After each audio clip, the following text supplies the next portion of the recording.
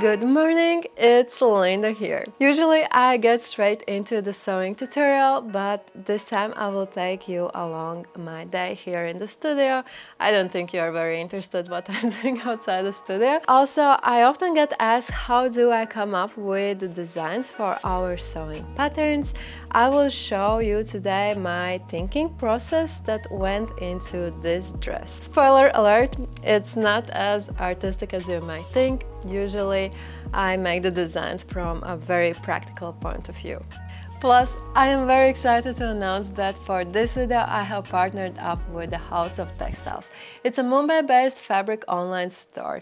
Those who have been following me for a longer time know my love for India. There's no other country where I have felt so spoiled. The nature, their hospitality, obviously the food, and of course the fabric industry there is huge. I would say even to a point that it's quite challenging to find exactly what you need.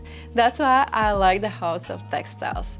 They have a great selection of fancy fabrics and their color selection is amazing as well. It took me less than an hour to find potential fabrics for this dress and for 2 other dresses. But I am sort of old school because I do like to see the fabrics in real life, and not only to see them but to feel how they are moving. Luckily they do offer to send a swatch box which you can order for $20. This way I was able to fully make up my mind and order the right fabrics for my upcoming projects. You can get a 10% discount with the code SR10. Alrighty, I will make myself a coffee before walking through the design. If you are impatient to already make this dress, then head to...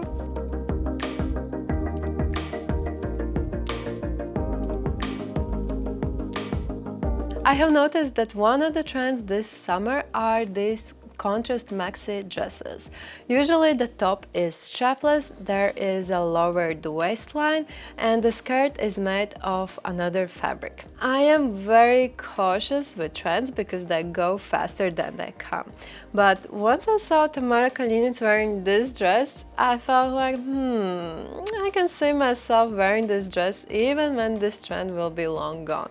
I imagine wearing it in a hot summer day, coming here to studio to do some work, or going to do some shopping, or even going out for a dinner. I feel this design is so versatile. I prefer this design over the strapless version because even if it is very tight around my chest, I still have the anxiety that it might slip down.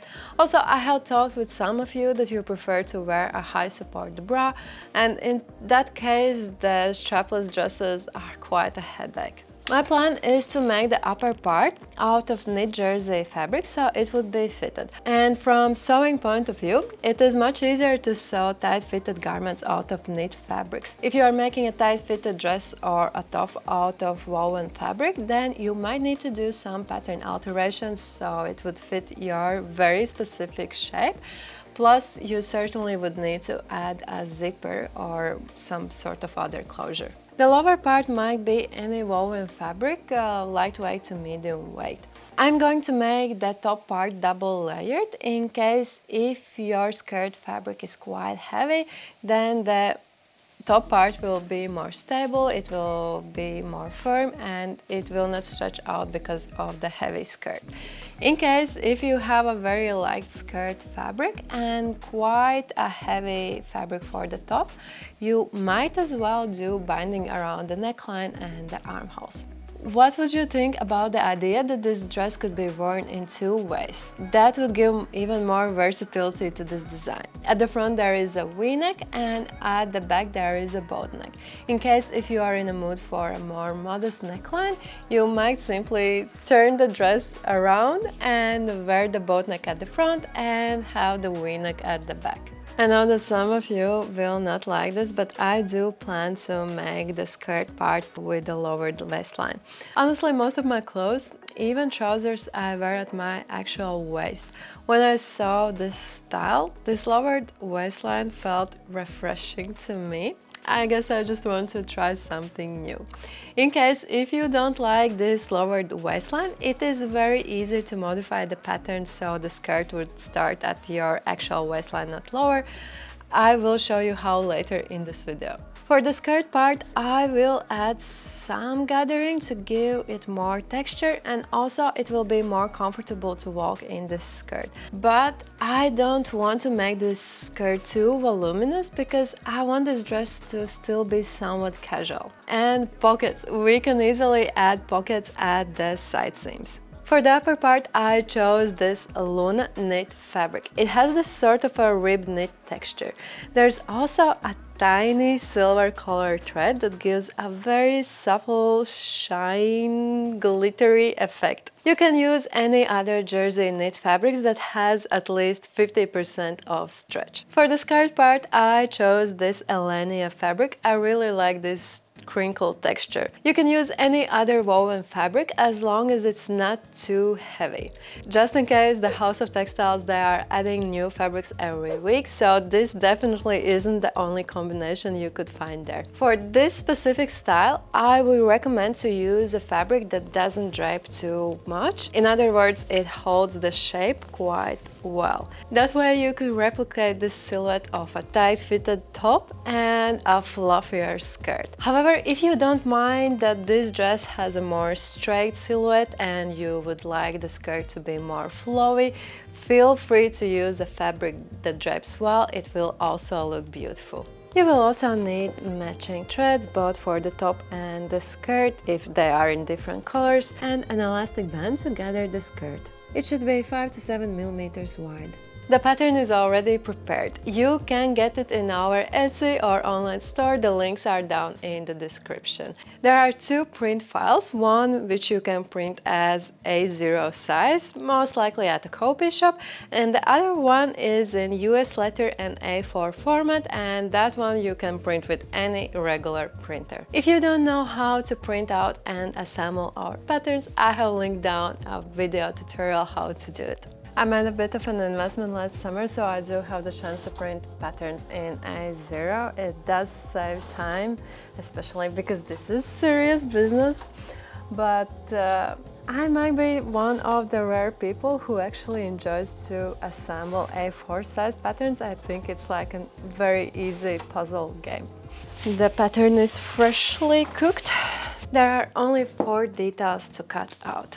Remember that if you want to cut the pattern pieces with the seam allowances, you need to cut along this thickest line. In case if you want to add a different amount of a seam allowance, then you need to cut along this dashed line and then add your own specific seam allowance.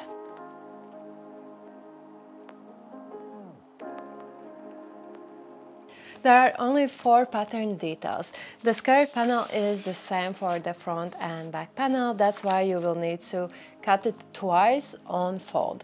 I think I forgot to mention that this is a beginner level sewing project.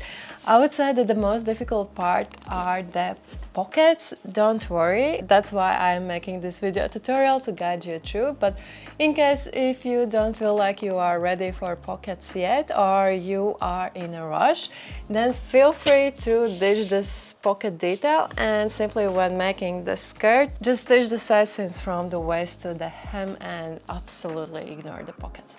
In case if you don't like this lowered waistline, it is very easy to make it higher.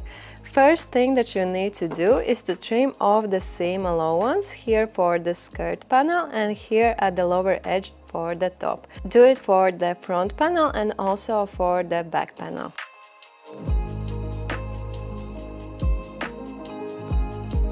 Now you need to decide how high you want the new waistline to be. It could be somewhat higher, it could be exactly at the waist.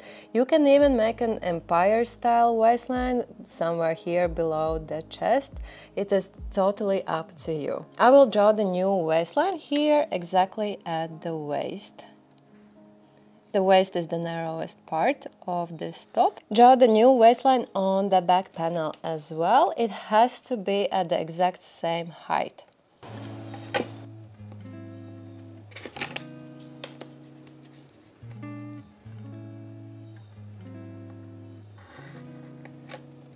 Cut along this new line.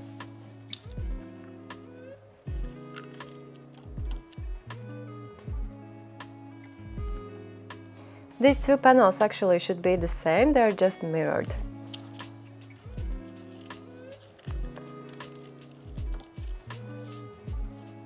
You can use a scotch tape or you can glue these panels on a paper. Glue this here and now glue this panel, which I cannot get, here right next to this edge. Add this sort of missing corner to the skirt panel.